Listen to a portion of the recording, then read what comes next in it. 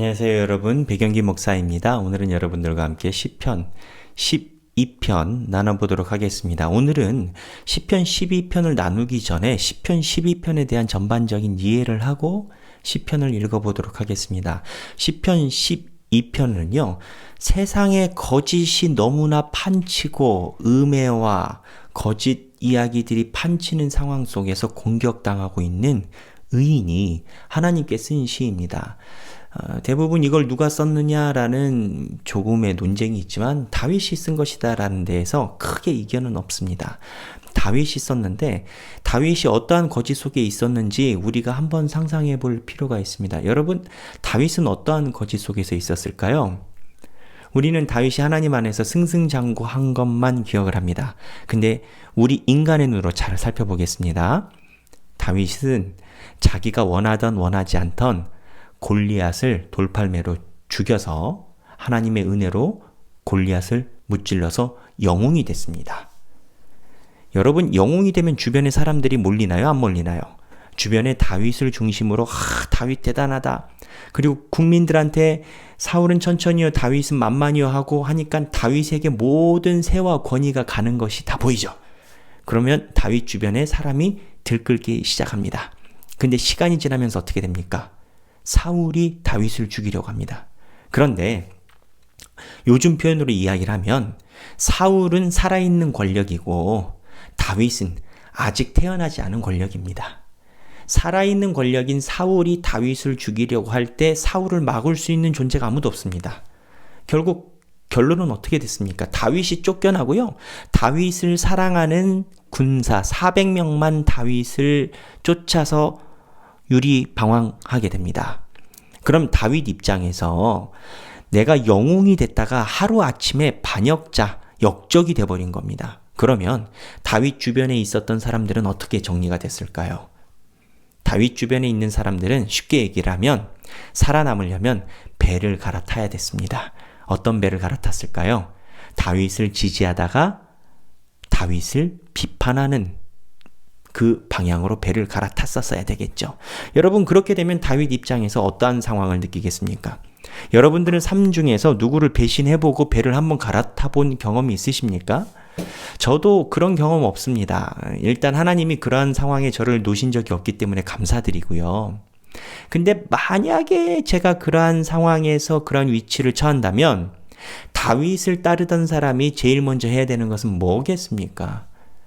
다윗을 따르는 사람이 사울에게 다시 붙으려면 제일 먼저 자기가 따랐던 다윗을 비판해야 됩니다. 그래야 상대방에게 신뢰감을 주지 않겠습니까? 다윗을 자기가 좋다라고 따라다녔는데 시대가 바뀌고 세대가 바뀌었어요. 그리고 왕이 다윗을 죽이려고 해가지고 이제는 정세가 바뀌었어요. 그럼 어떻게 해야 돼요? 배를 갈아타야 되는데 자기가 예전엔 다윗 밑에 있었거든요. 그러면 다윗을 비판하고 사울 쪽에 붙어야 살아남는 겁니다. 근데 사울 쪽에 붙으려면 자기가 다윗 밑에 있었던 거에 대해서 다윗을 비판해야 됩니다. 그래서 다윗은 성서학적인 정황에서 볼 때 수없이 많은 배신을 경험한 겁니다. 그리고 배신을 할 때 나를 배신하는 사람들이 사실만 가지고 배신을 할 수가 없습니다. 사실은요, 여기도 알고 저기도 압니다.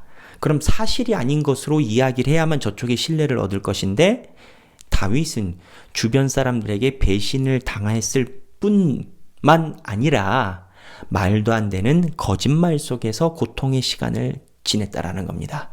이 내용이 시편 12편의 배경입니다. 제가 이야기하는 이 성서적인 배경은 엘렌 로스라는 시편에 대해서 깊이 연구한 구약학자의 이론입니다.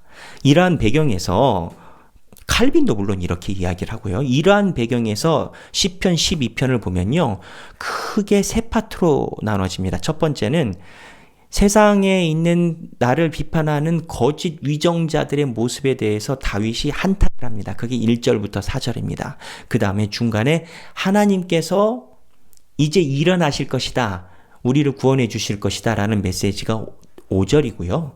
그 다음에 6절부터는 우리가 세상에 악인이 아무리 많다 하더라도 하나님만 의지하고 살아야 되는 명확한 이유를 6절, 7절, 8절의 이야기를 합니다. 그 이유는 하나입니다.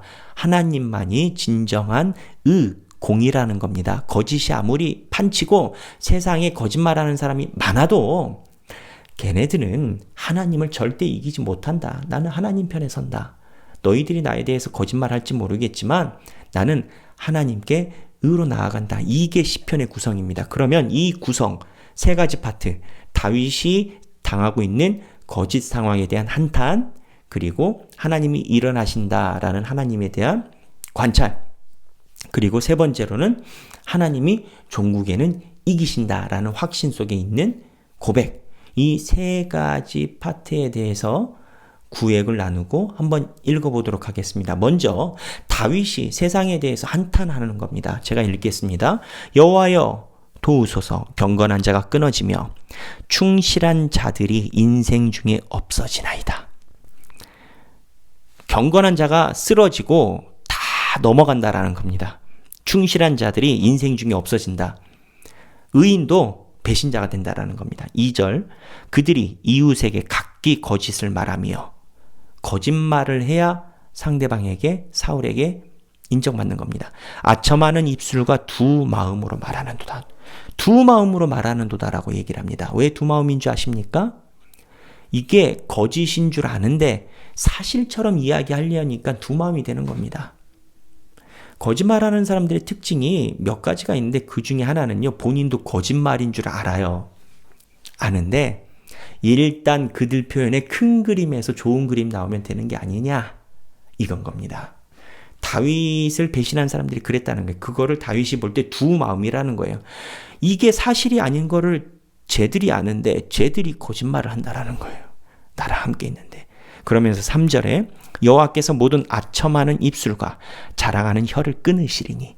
아첨과 자랑은 누가 하겠습니까? 사울에게 붙어서 잘 보이려는 사람들이 아첨과 그리고 자랑하는 혀가 되는 겁니다. 이거를 여호와께서 끊으신다는 겁니다. 4절에 근데 그 사람들이, 배신자들이 이야기하기를, 그들이 말하기를 우리의 혀가 이기리라.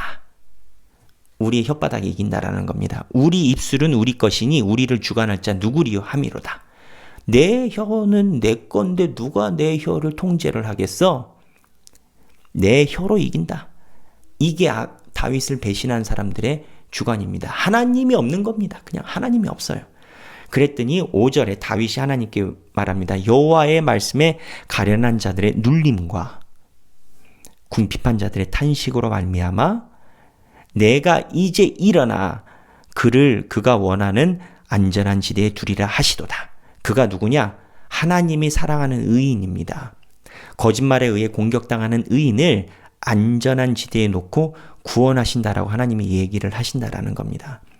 그러면서 다윗은 하나님께 피난처가 있는 종국적인 이유가 6절, 7절, 8절입니다. 여호와의 말씀에 순결하며 흙 도가니에 7번 단련한 은 같도다. 여호와의 말씀은 순결하며, 하나님의 말씀, 여호와의 말씀은 순결하다라는 겁니다.